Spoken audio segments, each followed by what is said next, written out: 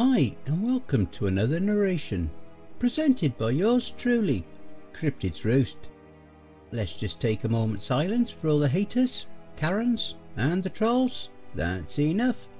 Be sure to check out the blooper reel at the end of the video, which is then followed by the end screen, where you will find more videos listed. So grab your coffee, sit back and enjoy the show. And don't forget, where fear is, happiness is not. Killer in the Mirror. This awesome short story is written by an unknown author. This whole thing started one night, a very normal night. Sitting in my room listening to music, as usual, dogs barking at a fox, or just playing nothing. But that night it was kind of different. Usually you can get the dogs to stop barking pretty quickly. However, they wouldn't stop, and usually it's just the one barking at the door. This time it was all four of them, barking threateningly at the living room door. My whole family thought this strange, so my dad opened the door to the front room and switched the light on quickly. The dogs rushed in and started barking madly at the mirror. I laughed at this, trying to hide my slight fear. Maybe they're barking at the people in the looking glass house, giggled to myself. We left the room, managing to get the dogs out, and locked it.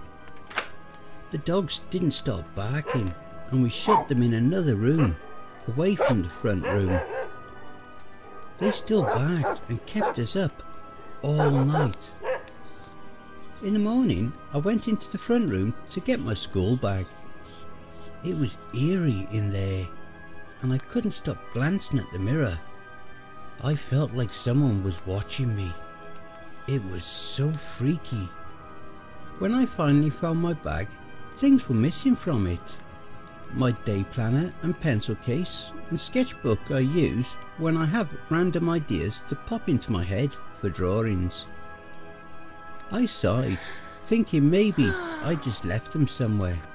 I swear they were in there when I put them in the front room. I swear. When I got home, the same eeriness in my front room. On the coffee table were my planner, pencil case and sketchbook. They weren't there before. Maybe my mom found them and put them there. The hairs on my arms stood on end as I picked up the sketchbook. Again, I felt like the mirror was watching me as I picked it up. I hated it. I almost ran out of the room. I didn't get much sleep that night. The dogs weren't barking at the door. I knew if there was something wrong, they would. Although one of them slept in my room, whimpering slightly. I opened my sketchbook in the middle of the night after a horrid nightmare. What I found was horrific. Most of the pages had been taken up by dark drawings. It was too late at night to see them. I quickly drew up an image from the nightmare and snuggled back into bed. I felt like someone was watching me again. I've always been so scared of people watching me as I sleep, or in general, mostly people at the end of my bed.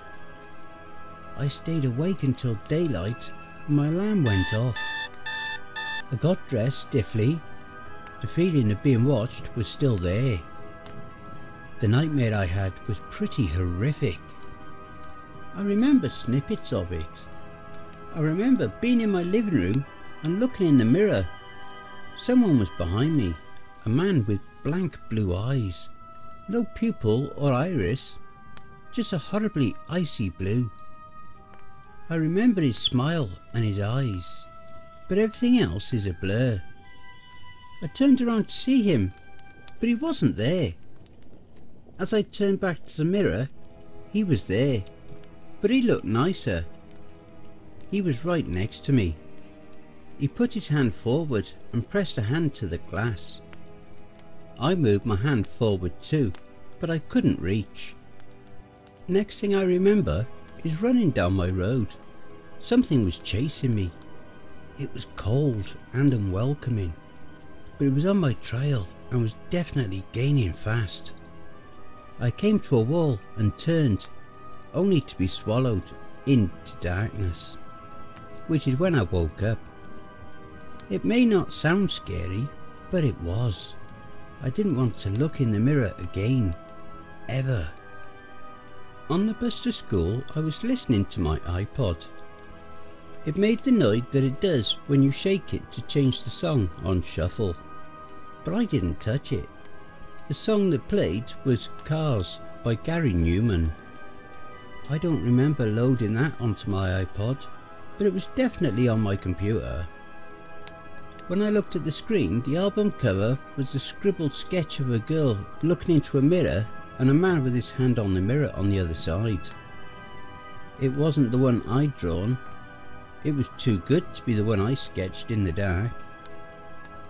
The song name wasn't Cars, but Mirror Mirror, and the artist was On the Wall instead of Gary Newman. I covered my mouth. I thought I was going to throw up. I suddenly felt dizzy and smashed my thumb on the stop button and waited for the bus to stop before rushing off and walking the rest of the way to school. The song was stuck on repeat and I couldn't change it. I was late for school, but I couldn't care less. I sat blankly in lessons and wrote nothing, just dreading having to go home. I no longer felt safe there, and I didn't want to turn my iPod back on, ever. When I got home that afternoon, I decided to look through the sketchbook. I thought if I avoided all mirrors, it would go away. Upon opening the book, I found a series of drawings that looked like my dream. There was one of a running silhouette and a large shadow looming over it. I tried not to cry as I looked through all the pictures. They were all in my dream, scene by scene. I didn't sleep that night, needless to say. I managed to look in the mirror. It was just me standing there. I was relieved, but I still felt watched. I managed to sleep too. It wasn't the same dream. It was worse. So much worse. This time I touched the mirror. The man smiled and pulled on my hand, pulling himself out. Blood trickled from his eyes, and his smile twisted into something horrible. He brought his face close and sung, "Mirror, mirror on the wall, who's the stupidest girl of them all?" He laughed in my face and his body twisted and morphed into me, still laughing horribly. I couldn't get out of its grip.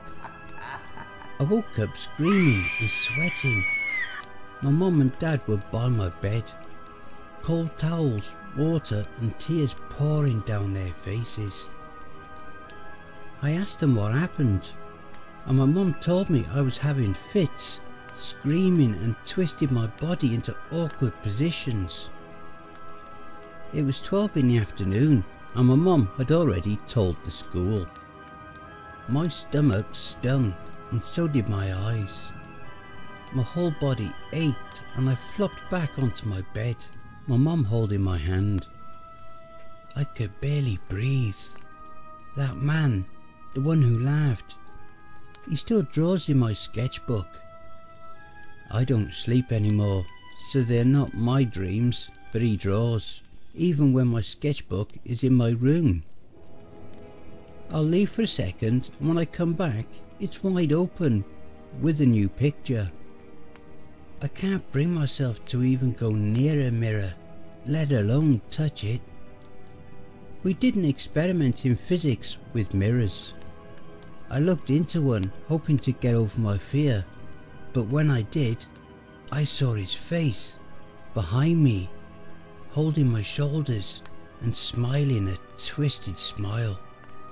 I had a breakdown and was sent home.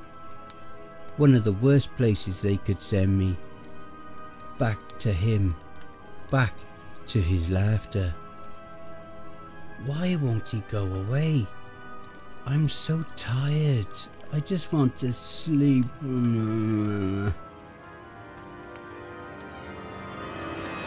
Good evening. She's fine. She's sleeping. A fun little story she's posting. No? Such a sweet face. Yet so stupid. It's so funny. Maybe she'll give you some pictures of my drawings.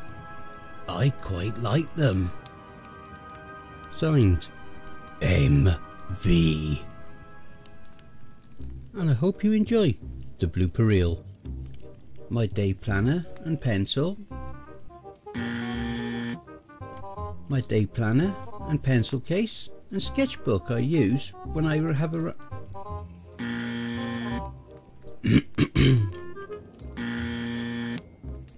but I felt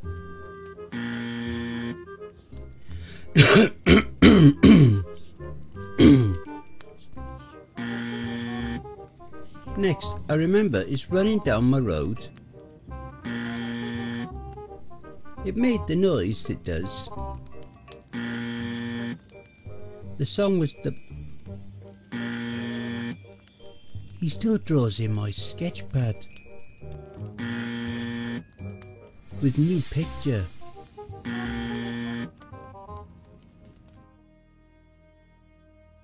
Hey family, please be so kind as to punch the like button and smack the ass of the subscription button as well. And remember to chokehold that notification bell and then select all. That way you'll receive all notifications each time I upload a new video. And by subscribing, you'll be the first to see all of our new spooky creepypasta stories. A very big thank you to the unknown author for allowing me to narrate this awesome story. Make sure to check out the creepypasta.fandom.com for more brilliant stories. And be sure to take a look at the playlist here for more of their stories that I may have already narrated. I would just like to say a very big thank you to all of the authors that I have worked with and all the ones that I will work with in the future. So thank you all, my brothers and sisters. And why not hashtag cryptidsroost in your comments. A quick thank you to all of my Cryptids Roost community family too. We are now well on our journey to 1000 subscribers. So please spread the word and help us to grow and expand. And don't forget to share the videos too. If you would like to throw me $1 or $3, I'd be very much appreciative. I do have PayPal, paypal.me/cryptidsroost. Alternatively, I have an account at buymeacoffee.com. You don't even need to register on either site to donate. You can also follow us at my Facebook group, Twitter and Instagram. I also have Ko-Fi, BitChute and Rumble. I have a subreddit if you have a story you would like me to read for you. All relevant links will be below. And don't forget to check out the end screen, see above, that will also list some more videos in my back catalogue. Take care everyone, and I hope you all have a wonderful and peaceful night. And don't forget, where fear is, happiness is not.